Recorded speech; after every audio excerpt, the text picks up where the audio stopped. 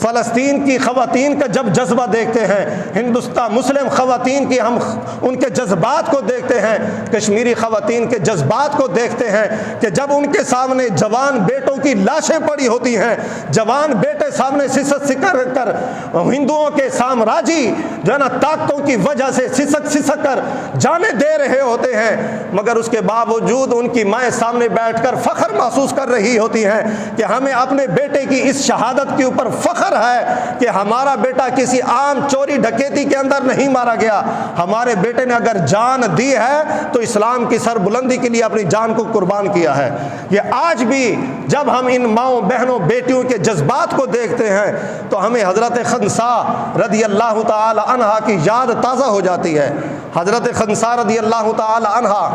یہ حضور کی وہ صحابیاں ہیں کہ حضرت فاروق اعظم رضی اللہ تعالی عنہ کے دور کے اندر جنگ قادسیہ لڑے گئی اور وہاں پر جو ہے نا مجاہدوں کی ضرورت پڑی، اور حضرت فاروق اعظم رضی اللہ تعالی عنہ نے اعلان فرمایا تو حضرت خنساء رضی اللہ تعالی عنہ اپنے 4 شیر جیسے جوان بیٹوں کو لے کر باہر آ گئی۔ آپ اپنے بیٹوں کو نصیحت کرنے لگی کہ اے میرے بیٹو، تم نے اپنی خوشی سے اپنی مرضی سے کلمہ پڑھا ہے، کسی نے تمہارے اوپر کوئی زور زبر نہیں کی، کوئی زبردستی نہیں کی، اپنی خوشی سے کلمہ پڑھا ہے، تم نے اپنی مرضی سے اسلام قبول کیا ہے، حضور کی غلامی اختیار کی ہے، اور میں نے جو ہے نا تمہارے باپ کی شہادت کے بعد میں نے کوئی خیانت نہیں کی، میں نے کوئی ایسا کام نہیں کیا کہ جس کی وجہ سے تمہارے باپ کی نظریں جھک جائیں،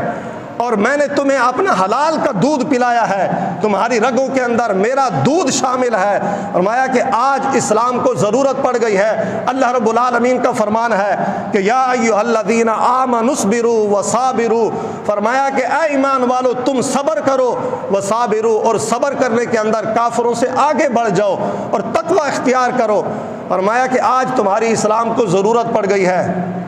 میں تمہیں نصیحت کرتی ہوں، اس جوان مردی کے ساتھ تم نے میدان جہاد کے اندر جانا ہے، میدان کے اندر جوان مردی سے لڑنا ہے، جب تک تمہیں شہادت نصیب نہ ہو جائے واپس نہیں آنا، میں تمہارا چہرہ نہیں دیکھنا چاہتی، تم شہید ہو کر میری یہاں پر واپسی گھر کے اندر آنا ہے۔ تو تاریخ گواہ ہے کہ حضرت خنساء رضی اللہ تعالی عنہا نے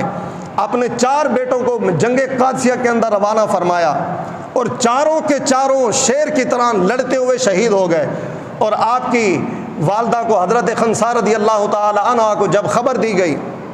کہ آپ کے بیٹے شہید ہو گئے ہیں، آپ کے بیٹے شہید ہو گئے ہیں، 4 بیٹے شہید ہو گئے، آج ایک بیٹا شہید ہو جائے،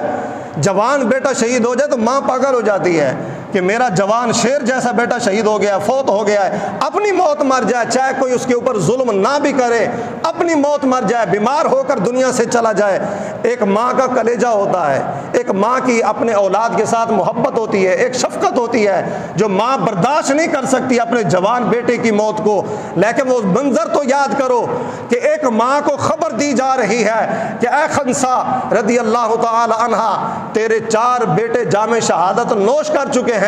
تو آپ نے بجائے اس کے کہ آپ واویلا اختیار کرتی، شور شرابہ کرتی، جو ہے نا آپ زار و قطار رونا شروع کر دیتی، سینہ پیٹنا شروع کر دیتی، آپ نے کیا دعا مانگی؟ الحمدللہ الذی شرفنی بقتلہم، کہ یا اللہ تیرا شکر ہے کہ تو نے مجھے ان 4 شہداء کی ماں بننے کا شرف عطا فرمایا ہے، مجھے یہ اعزاز بخشا ہے کہ آج میں 4 شہید جوانوں کی ماں کہلاؤں گی۔ اور